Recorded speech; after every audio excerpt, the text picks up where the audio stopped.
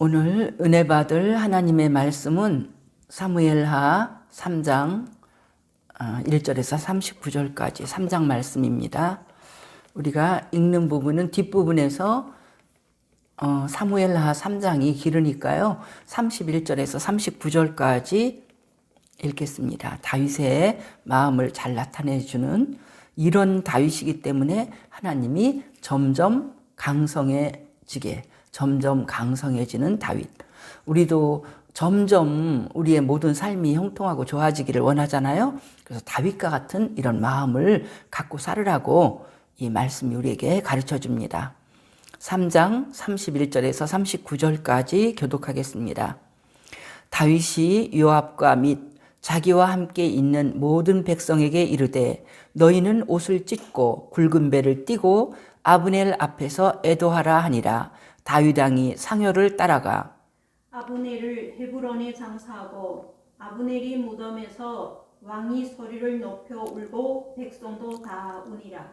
왕이 아브넬을 위하여 애가를 지어 이르되 아브넬의 죽음이 어찌하여 미련한 자의 죽음 같은고 내 손이 결박되지 아니하였고 내 발이 착고에 채이지 아니하였거늘 불의한 자식이 앞에 엎드러짐 같이 내가 엎드러졌도다 하매 온 백성이 다시 그를 슬퍼하여 우니라. 석양에 뭇 백성이 나와 다윗에게 음식을 권하니 다윗이 맹세하여 이르되 만일 내가 해지기 전에 떡이나 다른 모든 것을 맛보면 하나님이 내게 벌 위에 벌을 내리심이 마땅하니라 하매 온 백성이 보고 기뻐하며 왕이 무슨 일을 하든지 무리가 다 기뻐하므로 이날에야 온 백성과 온 이스라엘이 넬의 아들 아브넬을 죽인 것이 왕이 한 것이 아닌 줄을 아니라. 왕이 그의 신복에게 이르되 오늘 이스라엘의 지도자여 큰 이물이 죽은 것을 알지 못하느냐. 내가 기름 부음을 받은 왕이 되었으나 오늘 약하여서 수르야의 아들인 이 사람들을 제어하기가 너무 어려우니 여호와는 악행한 자에게 그 악한 대로 갚으실지로다 하니라. 아멘. 오늘 말씀의 제목이 3장 1절에서 나왔는데요. 1절을 읽으면서 많은 이렇게 것을 깨닫게 됩니다. 3장 1절에 보면 사울의 집과 다윗의 집 사이에 전쟁이 오래매 다윗은 점점 강하여 가고 사울의 집은 점점 약하여 가니라. 여기에서 사울의 집, 다윗의 집 이걸 비교했거든요. 그러니까 이게 뭐냐면 한 개인으로도 집은 그 가문을 말하지만 내 인생이 점점점 강해지고 형통하고 잘 되는 그런 인생이 있을 수가 있고 어떤 사람의 인생은 점점점 약해지고 정말 시시하고 아무것도 아닌 그런 사람으로 사라질 수 있는 그 사람 개인이나 그 가문이나 모든 것이 이렇게 될 수 있는 가능성이 다 있다는 거예요. 근데 오늘 그 말씀에서 특히 또 눈에 띄는 거 뭐냐면 점점이라는 것이 많이 나와요. 성경을 읽다가도 그 어떤 단어가 우리한테 가르쳐 줄 때 참 그게 은혜가 있거든요. 다윗은 점점 강하여 가고 사울은 점점 약하여 가니라. 점점에서 우리가 뭘 배우냐면 하나님의 역사가 하루아침에 오늘 믿었기 때문에 내일 그냥 후다닥 바뀌고 하루아침에 바뀌는 게 아니라는 거예요. 점점, 이 점점이 얼마나 많은 시간이 걸렸는가 한번 생각을 해봐야 돼요. 점점은 뭐냐면은 여기에 물쪽이에요. 1절에서 그 두 집 사이에 전쟁이 오래매 그랬잖아요. 전쟁이 오래라고 그랬어요. 이 점점이 뭔 줄 알아요? 사울이 죽을 때까지도 다윗을 정말 못 잡아먹어서 안달이었어. 사울 왕이. 막 가만히 멀쩡하게 아무 착한 마음 가지고 있는 사람을 막 단창을 던지지를 않나. 그래서 이 다윗이 도망다니고 한 그 세월이 적어도 10년이 넘는다고요. 17세의 그 어린 소년으로서 나타났다가 왕이 된 나이가 30세거든요. 그러니까 10년을 넘게 전쟁한 거나 마찬가지예요. 그러다가 그게 또 끝이 아니에요. 사울이 죽은 다음에 다윗이 사울 지방과의 전쟁이 끝난 것이 뭐냐면 다윗이 유다에서 왕이 된 것이 7년 6개월이라고 그랬어요. 2장 11절을 보면, 사무엘하 2장 11절을 보면 7년 6개월 동안 유다 지파에서만 왕이 됐어요. 작은 부분에서. 그러니까 그 과정 동안은 내내 북이스라엘 사울의 그 가문과 그 왕권이 아직 그 아들이 이제 왕이 되면서 맡고 있었기 때문에 아직 전쟁이 안 끝났다는 거예요. 그러니까 지금 이 세월이 어떻게 보면 거의 20년? 점점이 20년을 말하는 거예요. 다윗의 집은 20년 동안 점점 강하여 가고 사울의 집은 20년 동안 점점 약하여 가고 사울이 죽었지만 아직도 안 끝났어요. 그런 사울이 죽었지만 7년 6개월 동안도 안 끝났다는 거예요. 이 전쟁이 두 집 사이의 이 대결이. 여기서 우리는 많은 걸 생각하게 됩니다. 하나님이 우리를 보시면서 완전한 복을 주시는 데는 매일매일 우리의 삶을 지켜보고 계신다는 거예요. 이 점점이란 말이. 그러니까 우리가 예수를 믿고 예수를 내가 지금 몇 년 믿었는데 왜 나한테 아직 좋은 일이 안 생기는 거야? 몇 년 믿었어도 다윗같이 그렇게 야무지게 믿어야지. 몇 년 믿었어도 그냥 말씀도 모르고 지 멋대로 감정대로 믿은 세월은 점점 강하게 하신 하나님이 볼 때 아니야. 아직도 이 사람에게 어떤 하나님의 놀라운 역사가 일어날 때가 아니야. 우리 하나님이 그렇게 생각하실 거 아니에요. 그러니까 이 점점이라는 말은 뭐냐면 하루아침에 되는 것도 아니고 하나님은 항상 매일매일 우리가 어떻게 하나님 앞에 순종하는가를 보시면서 한 걸음 한 걸음 우리를 인도하시고 그게 잘못되면은 우리를 때려서라도 다시 한번 돌아갔다가 깨닫고 돌아오게. 그러니까 우리가 그 하나님의 예수님의 분량까지 자라게 한다는 것처럼 하나님 앞에 그렇게 훌륭한 인격이 되고 그런 삶이 되기를 우리 하나님이 얼마나 바라시는가. 그걸 보니까 참 정말 대단하구나. 점점이라는 이 세월이 지금 20년이 지나는 세월을 말하는 거예요. 근데 하나님은 나중에 왕이 되면 땡이 아니에요. 왕이 되고도 하나님은 날마다 불꽃 같은 눈동자로 지켜보시는 거예요. 그러다가 우리가 사무엘하를 읽는데 다윗이 다 잘 돼갖고 남북의 그 나라를 다 통일하고 통일왕국의 왕이 됐는데도 너무 편안해서 죄를 지니까 뭐 가차없이 막 거꾸로 돌아가는 환란과 풍파 속으로 들어가는 걸 보거든요. 그러니까 우리는 어떻게 해요? 끝날 때까지는 끝난 게 아니야. 우리가 이 땅에서 이 땅을 이별하고 하늘나라 가는 순간까지 우리는 늘 내가 섰다, 내가 잘났다 이런 생각하지 말고 항상 하나님 앞에 우는 사자같이 다니는 사탄의 모든 이런 유혹을 이기고 우리가 승리하면서 살아야지 이렇게 점점 강하여가는 점점 아름답고 열매를 맺는 그런 인생을 살게 될 줄 믿습니다. 그래서 이것에 우리가 많은 은혜를 받고요. 그래서 그러면 다윗은 어떻게 이렇게 점점 강해지는가? 다윗의 삶에 자기가 중심을 잡고 있는 것을 우리는 2장 6절에서 보는데요. 하나님의 은혜와 진리를 붙잡은 걸 우리가 볼 수 있어요. 사울을 장사 지낸 사람들을 칭찬할 때 다윗이 그렇게 말했어요. 너희가 여호와의 은혜와 진리로 이렇게 살으니까 나도 너희를 칭찬하고 너희를 내가 정말 너희에게 잘해주고 싶다. 그러니까 다윗은 뭐냐면 항상 하나님의 은혜, 하나님의 진리를 붙들고 그게 다윗의 인생 인생의 제일 중요한 거라는 거죠. 그래서 거기에서부터 어느 쪽에도 치우치지 않는 그런 다윗의 삶을 보는데, 오늘 3장에 나타난 사건을 통해서 우리가 보거든요.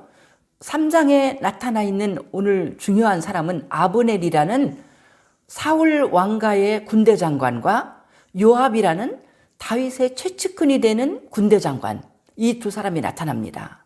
그러니까 이 두 사람이 다윗 옆에 왔다 갔다 하는데, 다윗이 이 두 사람을 대하는 태도를 보면서 우리가 인생을 어떻게 사는 것이 은혜와 진리 가운데 승리하는, 이렇게 점점 강해지는 인생을 사는가 하는 걸 배우게 되는 거예요. 아브넬이라는 사람이 오늘 3장에 나타나죠. 아브넬이라는 사람은 사울 왕과, 이제 사울 왕이 죽고 아들이 있는데, 그 아들을 11절에 보면 이스보셋이라는 이름이 나오죠.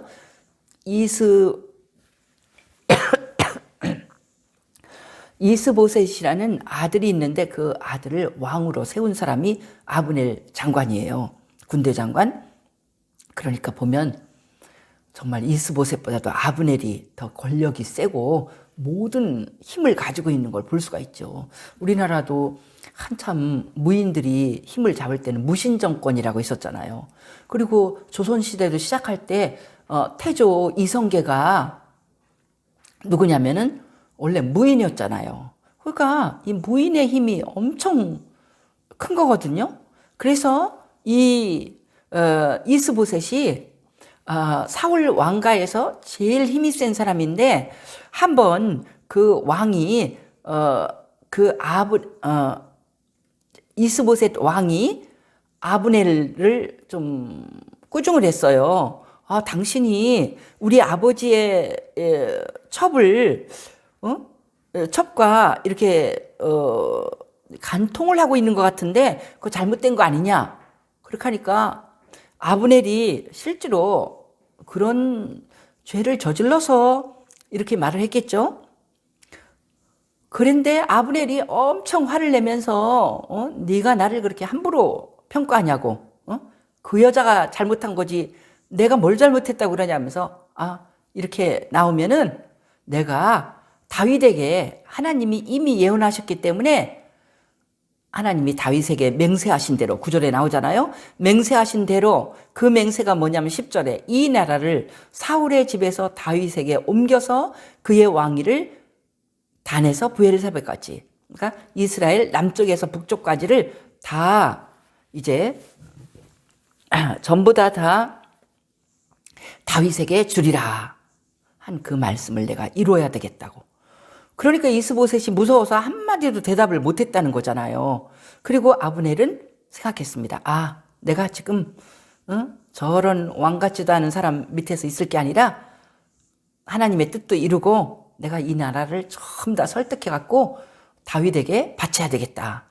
그런 사건이 벌어진 거예요. 그러니까 이런 사건은 어떻게 보면 하나님이 다 그런 일들이 이루어지게, 다윗은 지금 아무것도 안 하고 있어요. 점점 강성해지는데, 우리가 다윗에 대해서 볼 건 뭐냐면, 다윗은 어떤 폭력, 그 백성 사이에 무슨 전쟁을 통해서 나라를 통일하려고 하는 이런 욕심이 없어요. 하나님이 예언하셨으니까 평화로운 방법으로 하나님의 때에 이 나라 전체를 나에게 주실 것이다. 이렇게 믿고 기다린다는 것이 중요한 거죠. 하나님 방법으로 아니면 안 해, 다윗은. 그냥 기다리고 있는데 우리 하나님이 때가 되니까 이런 그 안에서 그 내부 분열이 생겨갖고 아브넬이라는 사람이 다윗에게 그 이스라엘, 유다 지파만 지금 왕으로 있는데 나머지 모든 지파를 다 다윗에게 바치려고 계획을 하는 거예요. 그래서 17절에 보면 이스라엘 장로, 유다 지파 말고요, 이스라엘의 다른 모든 지파의 장로들한테 말하고, 19절 보니까 베냐민 사람한테도, 베냐민은 사울 왕의 지파예요. 거기도 다 말해갖고 어차피 사울 왕 죽었는데 하나님이 예언한 대로 다윗에게 나라를 줘야지 우리나라가 발전하고 잘 될 것이다. 주려고 한 거예요. 근데 여기에는 우리가 생각할 때 아브넬에게도 어떤 욕심이 있죠. 그 뭐냐면은, 그래, 내가 나라를 다 주면은 요압보다도 아마 더 큰 어떤 그 전군을 통솔할 수 있는, 왜냐면 이쪽 나라의 많은 군사를 가지고 있을 거 아니에요. 그러니까 다윗도 아마 나를 그렇게 무시하지 못하고 한 자리 줄 것이다. 어떻게 보면 요압하고 라이벌 관계가 되는 거예요. 그래서 아브넬은 내가 더 큰 유다 지파까지 다 통솔하는 군대 장관이 될 수도 있어. 이런 계산을 하는지도 모르죠. 그래서 지금 아브넬이 오니까 다윗은 어떻게 됐든지 평화롭게 이게 오고 하나님의 뜻 가운데 된 걸 볼 적에 20절에 아브넬과 함께 온 사람들을 위해서 잔치를 벌렸다고 그랬죠. 잔치를 벌리고 다 그러냐, 정말 감사하다, 하나님의 뜻대로 됐구나 해갖고 21절은 결론이 끝에 그러죠. 다윗이 아브넬을 보내매 그가 평안히 가니라. 다윗이 편안하게 그를 보냈다는 거예요. 그러니까 이 말은 뭐예요?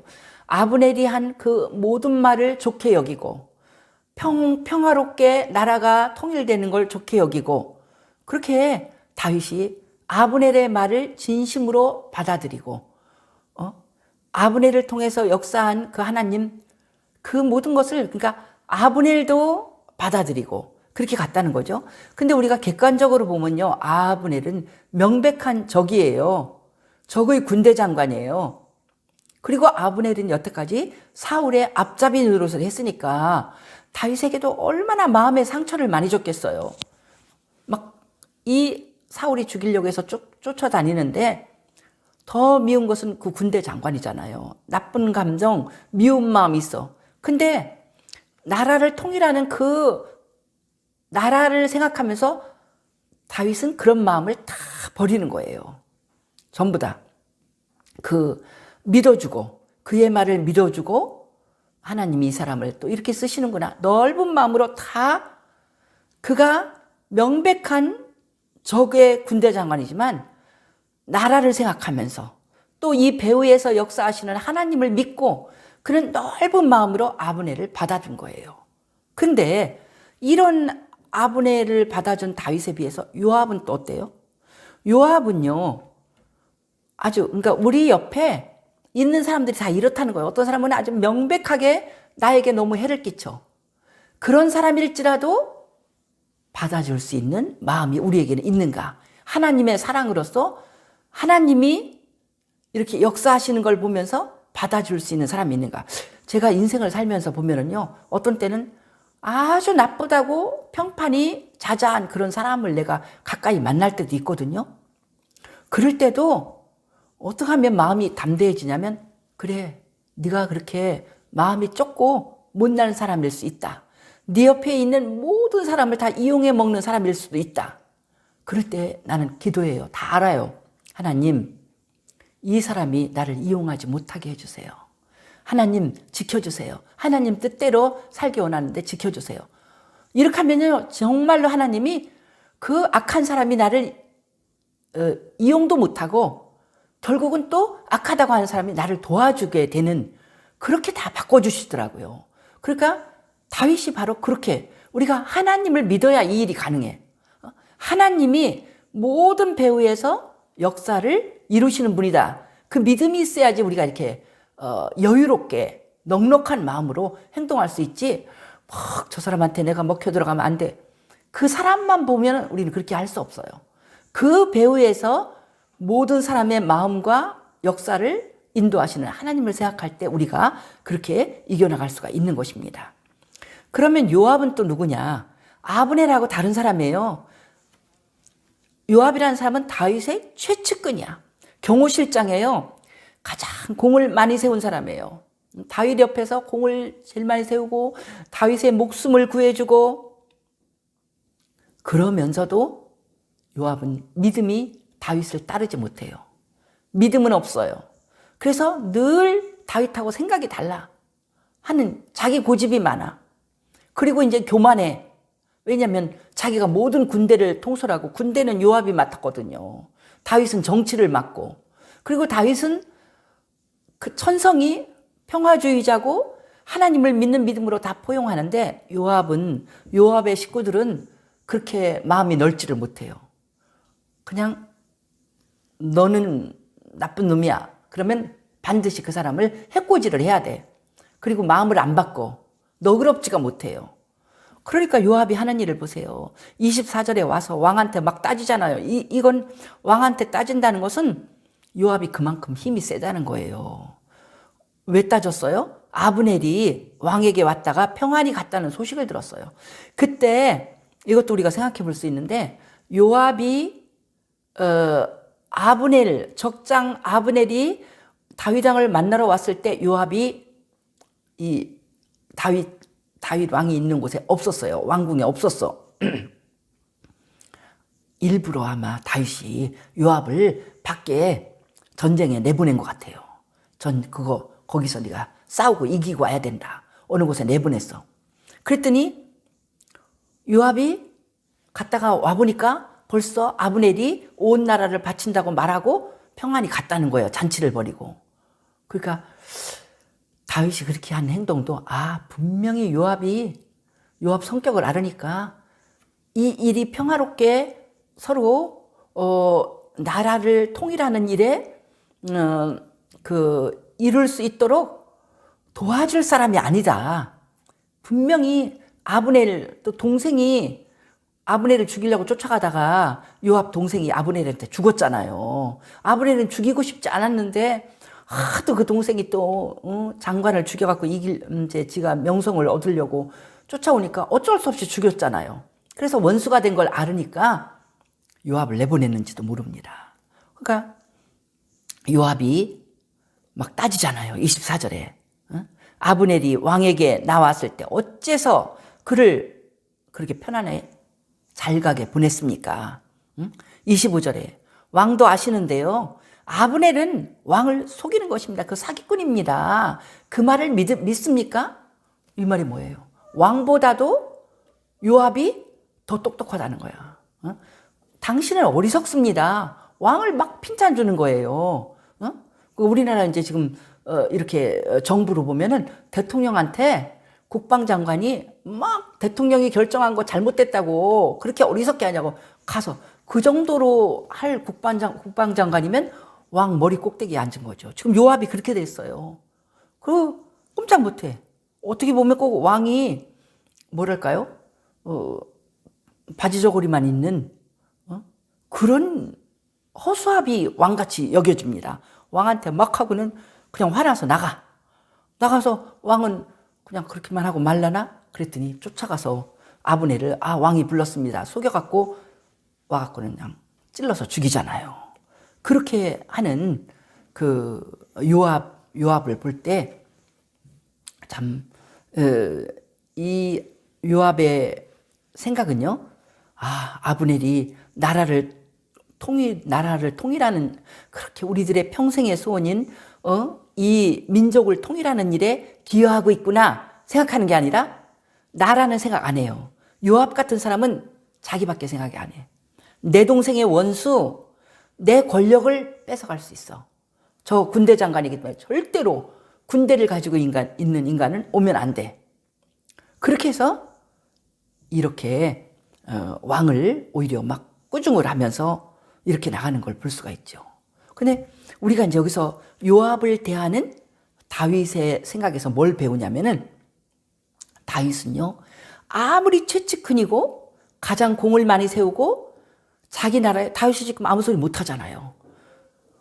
어떻게 하면 반기를 들어서 다윗을 죽일 수 있는 사람이라도 다윗은 그 사람에 대한 분별력은 분명해요. 그 분별력은 뭐예요? 하나님의 은혜와 진리 가운데서 요압아, 내가 지금 군사권을 다 가지고 있어도 너 그런 생각하면 너는 망해. 하나님의 은혜와 진리 가운데 분명히 서 있어야 돼. 이 분별력을 가지고 보는 거예요. 이걸 우리가 배우는 거예요. 아무리 자기 가까운 자기를 평생 빚을 지고 도와준 그 사람일지라도 그 사람의 믿음이 잘못되고 생각이 잘못되면은 분별력을 가지고 봐야 돼. 그 사람이 내 형제고 내 혈연이고 지연이고 학연이고 별게 다 있어도 그건 아니야. 아닌 건 아니라고 볼 수 있는 그런 분별력이 다윗에게는 있었다는 거예요. 그게 다윗이 점점 강성해지는 그 분별력은 뭘까요? 다윗은요, 주야로 여호와의 말씀을 읊조리고 하나님의 깊은 진리를, 우리 하나님은 사랑의 하나님, 우리 하나님은 의로우신 하나님, 이 진리 가운데 있기 때문에 이 분별력이 있는 거예요. 아브넬을 보면서도 아브넬한테 속지도 않아요. 아브넬이 그런 생각을 가질 수도 있겠다. 그렇지만은 모든 걸 주관하시는 하나님을 믿으니까 담대하게, 그래? 좋다. 네가 그렇게 이스라엘의 모든 지파를 다 가지고 온다니까, 그래, 환영한다. 하나님의 뜻 가운데. 그랬는데 이게 요압이 또 아브넬을 죽였어요. 그러면 어떻게 보면 하나님이 알아서 다 해결한 거예요. 이 아브넬도 그렇게, 아브넬이 이렇게 또 살아있으면 또 많은 문제가, 군대 장관이니까 군대에 충돌이 또 생길 수 있어요. 그런 문제는 하나님이 알아서 그냥 이걸 해결하신 거야. 그건 그 죄는 그가 해결하고, 요압은 자기 밑에 이제 이 왕국이 건설되는데 이제 유일한 군대 장관이 됐지만, 이 다윗왕은 그렇게 말하죠. 28절에 다윗이 이 요압이 아브넬을 죽였다는 소리를 듣고 아브넬의 피에 대하여 나와 내 나라는 여호와 앞에 영원히 무죄하다. 이때 아브넬을 죽이는 것은 죄라는 걸 알아요. 이 사람이 좋은 의도로 가지고 왔는데, 하나님의 뜻을 이루려 가져왔는데 그 사람 죽이면 안 된다. 그런데 요압이 죽였어요. 그러니까 나하고 내 나라는 그런 죄에 가담하지 않았다. 이 죄에 가담한 건 요압뿐이다. 그러니까 29절, 그 죄가 요압의 머리와 그의 아버지의 온 집으로 돌아갈지어다. 그래서 이 집에서 백탁병자, 나병 환자, 지팡이를 의지하는 자, 칼에 죽는 자, 이런 자가 끊어지지 않냐할 죄를 졌다고 선포하는 거예요. 그렇게 하고 자기는 이 죄에 가담하지 않은 것을 다, 지금 우리가 정치에 보면 그런 거 있잖아요. 우리가 지금 이 상황이 뭐냐면 우리 남북한 대치하고 똑같은 거예요. 북한 대표가 아브넬이에요. 남한 대표는, 남한의 국방장관은 요압이고요. 이런 데서 지금 평안하게 북한에서 전부 다 남한과 합해지기를 원합니다 하고 왔을 때 남한의 국방장관이 죽인 거나 같은 사건이거든요. 그런데 이렇게 평화롭게 온 사람을 죽였을 때 얼마나 큰 오해를 받겠어요, 다윗이. 오해를 받게 생기니까 다윗은 정말로 이 죄에 가담하지 않았다는 것을 다윗이 그의 모든 행동으로 다 보여주니까 백성들이 그때 기뻐했다고 그랬어요. 그러니까 이게 뭐냐면 이런 행동을 해야만 민심이 돌아오고 그의 일이 형통해진다는 걸 보여주는 거예요. 이렇게 요압같이 이렇게 살면은 그렇게 막 감정에 따라서 좁은 마음으로 나만 생각하고 내 동생 생각하고 이렇게 넓게 생각하지 않고 자기의 복수를 하고 이런 인생은 계속해서 이제 요압은 이제 앞으로 망할 수밖에 없는 거거든요. 점점 망해가는 거예요. 근데 다윗이 하는 걸 보세요. 31절에 다윗이 그랬어요. 다윗이 요압과 및 자기와 함께 있는 모든 백성에게 다 요압에게도 명령했어요. 그 사람을 죽인 요압에게도 명령했어. 우리는 지금 큰 국장을 치러야 된다. 응? 그러니까 요압이 얼마나 민망하겠어요. 자기가 죽였는데 요압을 죽이지는 못해. 죽이지는 못하지만 요압에게 명령했어요. 요압에게 명령했다잖아. 모든 백성에게 또 너희는 다 옷을 찢어라. 굵은 배를 띠고 아브넬 앞에서 애도하라. 요압이 아브넬을 죽였는데 요압도 다 옷을 찢고 베옷을 입고 상주의 옷을 입고 애도하라고 그랬어요. 그러면서 다윗왕도 상회를 따라고. 다윗왕도 다 그렇게 했겠죠. 다윗왕도 국장을 치르는 자기 아버지가 죽은 것처럼 그렇게 애도를 하면서 따라가는 거예요. 백성들이 다 보잖아요. 백성들이 다 봐. 소식을 또 들어. 응? 유다 땅에서 지금 이렇게 됐으니까 유다 사람들이 보고 온 이스라엘이 이 소식을 들어요. 왕이 요압이 죽였는데 왕이 우리는 나와 내 나라는 이런 죄를 안 졌다. 그러면서 전부 다 아브넬을 애도하라고 하고 왕이 상회를 따라가. 그러면서 헤브론에서 헤브론은 왕이 있는, 다윗 왕이 있는 동네거든요. 그 성에서 장사를 하고, 아브넬이 무덤에서 32절에 왕이 소리를 높여 울고 백성도 다 우니라. 애도하는 거, 소리를 높여 우는 게 이곳의 풍습이거든요. 그래야지 죽은 자를 참 애도하고 너무 아까운 사람이 죽었다. 왕이 그렇게 막 울면서 백성도 다 울고 이 진실한 애도가 있을 때 이게 백성들이 다 왕이 정말 안 죽였구나. 자기가 죽여놓고 저럴 수가 없지. 우리도 보면 그러잖아요. 지금 그 사람에게 적이 되는 사람이 죽으면 사람들이 다 백성들 우리도 그런 사건들 많죠. 꼰떡하면 막 누가 죽어, 무슨 막 경기도에서도 뭐 대장동 사건 그러면 막 죽어. 그러면 사람들이 몰라요. 다 그거 아직도 밝혀지지 않았어. 그래도 보통 사람들이 생각할 게 저 사람이 죽었어? 멀쩡한 사람이 죽었어? 그러면 저 사람이 입을 열면 무슨 일이 일어날까 봐 누가 죽였나? 지금 이렇게 민주주의 사회에서 다 생각하잖아요. 아직 그거 수사해갖고 안 나왔어. 그냥 죽었다 그래. 그래도 사람들은 다 누가 죽였을까? 저 사람이 입을 열면 문제되는 사람이 죽였겠지. 우리 다 그러잖아요. 지금 요새 러시아에서 재벌들이 엄청 많이 죽었대요. 다 자살했다는 것 같아. 그래서 사람들이 다 밝혀지지 않아. 그래도 누가 죽였지? 왜 죽었지? 우리나라도 그런 재벌이 그렇게 죽는 일이 있거든요. 그러면 왜 죽었지? 할 때 우리는요, 되게 정치적인 권력자가 죽였다고. 공산권이든지 민주권이든지 다 하면 누가 죽이겠어요. 그렇게 돈 많고 그런 사람을. 그 사람보다 더 힘이 센 사람은 정치적인 권력을 가진 사람이거든. 이렇게 돼야 하거든요. 그러니까 적장이 와서 죽었어. 그러면 다 다윗이 죽였다고 생각하거든요. 그러니까 다윗은 그렇지 않았어. 그걸 다 이걸 보여주는 거예요. 그러면서 33절은 애가까지 졌어요. 슬퍼하는 자기의 마음을 표현하는 시를 적어갖고 막 그걸 막 울면서 그걸 말하면서 애가를 지어서 또 백성들이 다 이렇게 애도하게 하고, 그리고 35절에는 또 뭐예요? 밥을 안 먹어요. 금식해.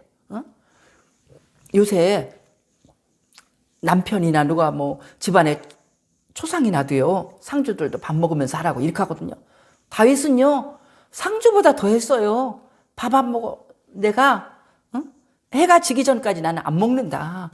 내가 그걸 먹으면 하나님이 나한테 벌을 내리는 게 마땅하다. 그렇게까지 아무것도 입에 대지 않고 슬퍼했어요.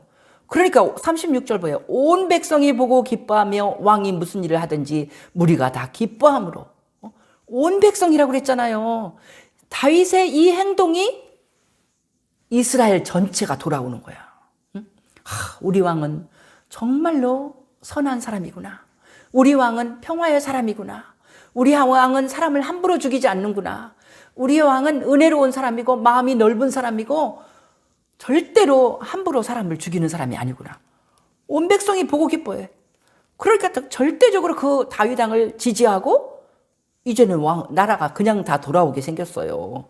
이 나라야 이렇게 장례식을 치르는 걸 보고 온 백성과 온 이스라엘이 넬의 아들 아브넬을 죽인 것이 왕이 한 것이 아닌 줄 아니라. 그렇게 하고 이제 왕은 요압에 대해서는 39절에 왕이 솔직히 말했어요. 내가 기름 부음을 받은 왕이 되었지만 오늘 내가 약하다. 군대 장관보다 난 군대 장관을 함부로 못하겠다. 수르야의 아들 이 요압은 내가 제어하기 힘들으니까 여호와께서 악행한 자에게 악한 대로 갚으실지로다. 그 요압도 하나님께 맡겼어요. 하나님이 갚으시도록 맡기고. 그러니까 이런 모든 행동에 대해서 다윗이 직접 요압을 죽였으면 또 거기서 또 많은 문제가 또 생길 거 아니에요. 우리 하나님이 원수 갚는 것은 알아서 해주시고 이렇게 하는 다윗의 행동이 점점 강성하게 되는 그런 것을 알 수가 있죠. 그래서 정말 얼마나 이게 감사한 건지.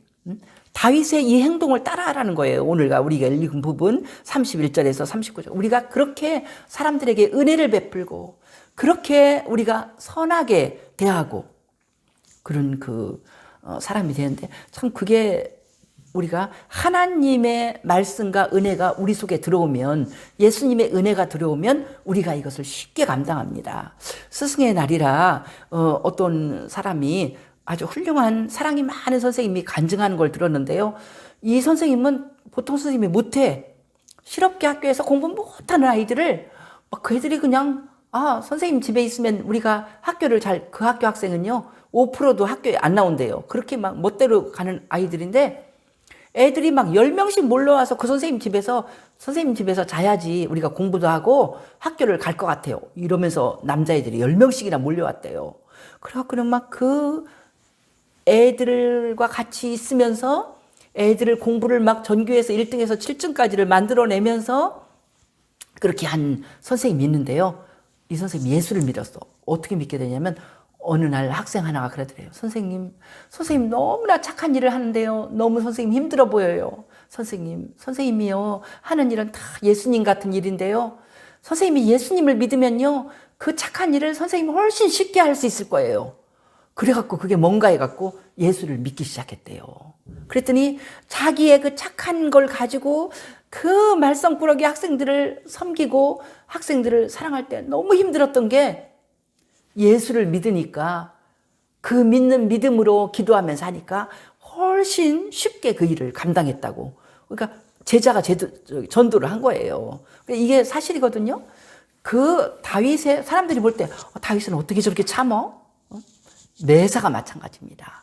왕 노릇하는 것, 또 목사나 전도사 노릇하는 것, 우리가 또 훌륭한 교회의 권사나 장로가 되는 것, 훌륭한 크리스찬이 되는 것, 얼마나 선하고 예수님의 분량까지 훌륭하게 사는 그 모든 것이 다 우리가 예수님의 은혜 가운데 우리가 온전히 있으면 그런 우리가 내 힘으로 하는 것이 아니라 성령님과 하나님의 은혜로 우리가 다윗같이 이렇게 점점 강성해질 때 참는 인내심도 생기고 그렇게 넓은 사랑도 생기고 한없는 섬김도 생기고 우리 하나님께서 우리를 이렇게 점점 강성해지게 아름답게 우리를 세워주실 줄 믿습니다. 그렇게 성공하고 아름답고 귀한 인생을 사는 우리 성도들 되기를 예수님의 이름으로 축복합니다. 할렐루야. 우리 주님께 영광을 돌립니다. 다윗과 같이 점점 강성해지는 인생을 살기 원합니다. 주여, 사랑하는 우리 성도들의 그 모든 삶이 점점 좋아지게 하여 주옵소서.